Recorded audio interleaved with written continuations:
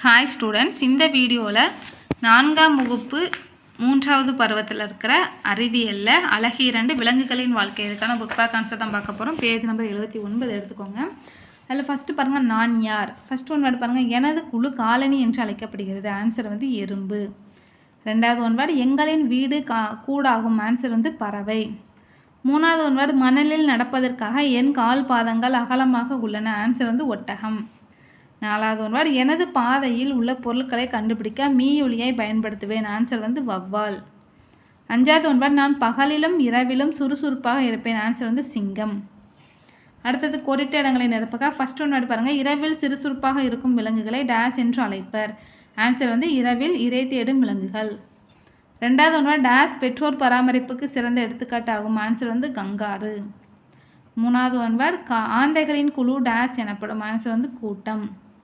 நாலாவது one word, days தேன் கூட்டில் வாழ்கின்றன. ஆன்சர் வந்து தேனீக்கள். அஞ்சாவது ஒன் வேர்டு, டேஸ் நம் ரத்தத்தை உறிஞ்சும். ஆன்சர் வந்து கொசு. அடுத்து பொறுத்துங்க. ஃபஸ்ட்டு இது பாருங்கள், இயற்கையற்ற பூச்சி. ஆன்சர் வந்து புத்தக பூச்சி. ரெண்டாவது யானை. யானைக்கு ஆன்சர் வந்து மந்தை. மூணாவது ஒட்டகச்சிவிங்கி. ஆன்சர் வந்து நீண்ட கழுத்து. நாலாவது எறும்புகள். எறும்புகளுக்கு ஆன்சர் வந்து நுகர்தல். அஞ்சாவது மீன். மீனுக்கு ஆன்சர் வந்து செவல்கள். 4, 5, 2, 3, 1 ஆன்சர் பார்த்து நோட் பண்ணிக்கோங்க. அடுத்து பின்வரும் கேள்விகளுக்கு சுருக்கமாக பதிலளிக்க. ஃபஸ்ட் கொஸ்டின் பாருங்கள், பறவைகள் ஏன் கூடுகளை கட்டுகின்றன. இதற்கான ஆன்சர் பேஜ் நம்பர் 70 எடுத்துக்கோங்க.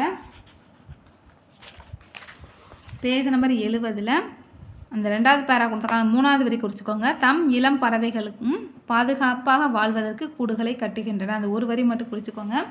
இதுதான் ஃபஸ்ட் கொஸ்டினுக்கான ஆன்சர். அடுத்து செகண்ட் கொஸ்டின், உடல் தகவமைப்பு என்றால் என்ன. இதுக்கான ஆன்சர் பேஜ் நம்பர் 73 எடுத்துக்கோங்க. பேஜ் நம்பர் 73ல் உடல் தகவமைப்புன்னு கட்டிங் கொடுத்துருக்காங்க. அது ஃபஸ்ட்டு வரி மட்டும் நோட் பண்ணிக்கோங்க. விலங்கின் தோற்றத்தில் ஏற்படும் மாற்றங்கள் உடல் தகவமைப்பு எனப்படும். அதை மட்டும் நோட் பண்ணிக்கோங்க. இது செகண்ட் கொஸ்டினுக்கான ஆன்சர். அடுத்து மூணாவது கொஸ்டின், எதிரொலித்து இடமறிதல் வரையறு. இதுக்கான ஆன்சர் பேஜ் நம்பர் 76 எடுத்துக்கோங்க.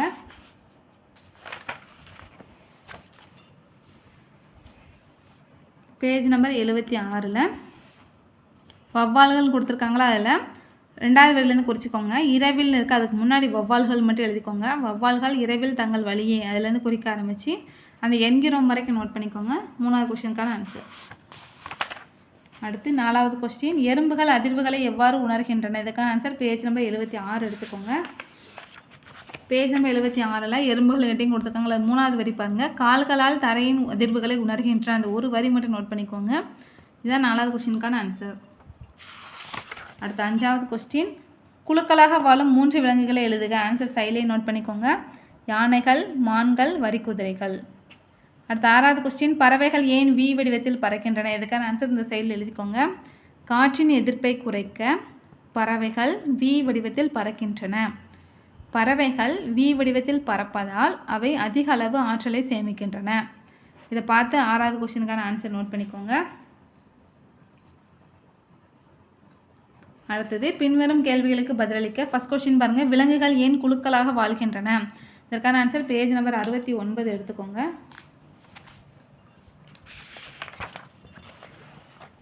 பேஜ் நம்பர் 69ல் ஃபஸ்ட்டு பேரா கொடுத்துருக்காங்க பார்த்தீங்களா, உணவை தேடவும் வாழிடங்களை தேர்ந்தெடுக்கவும் நமது இனத்தை பாதுகாக்கவும் மற்றும் பேணுவதற்கும் விலங்குகள் சேர்ந்து வாழ்கின்றன. அந்த 2 வரி மட்டும் குறிச்சிக்கோங்க. இதுதான் ஃபஸ்ட் கொஸ்டினுக்கான ஆன்சர். அடுத்து செகண்ட் கொஸ்டின், பூச்சியின் 3 முக்கிய உடல் பகுதிகளை விளக்குக. இதற்கான ஆன்சர் பேஜ் நம்பர் 75 எடுத்துக்கோங்க.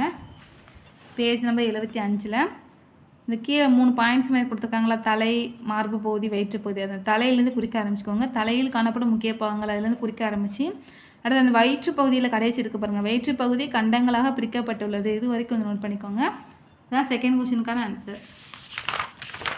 அடுத்து மூணாவது கொஸ்டின், இரவில் இரை தேடும் விலங்குகள் பற்றி எழுதுக. இதற்கான ஆன்சர் பேஜ் நம்பர் 77 எடுத்துக்கோங்க.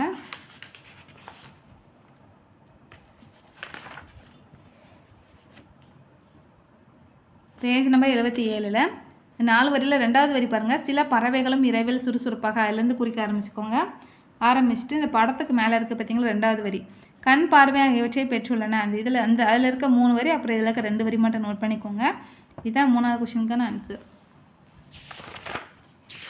இதோட இந்த லெசனோட புக் பேக் ஆன்சர்ஸ் பார்த்தாச்சு. அடுத்த வீடியோவில் அடுத்த லெசன் பார்க்கலாம். தேங்க்யூ.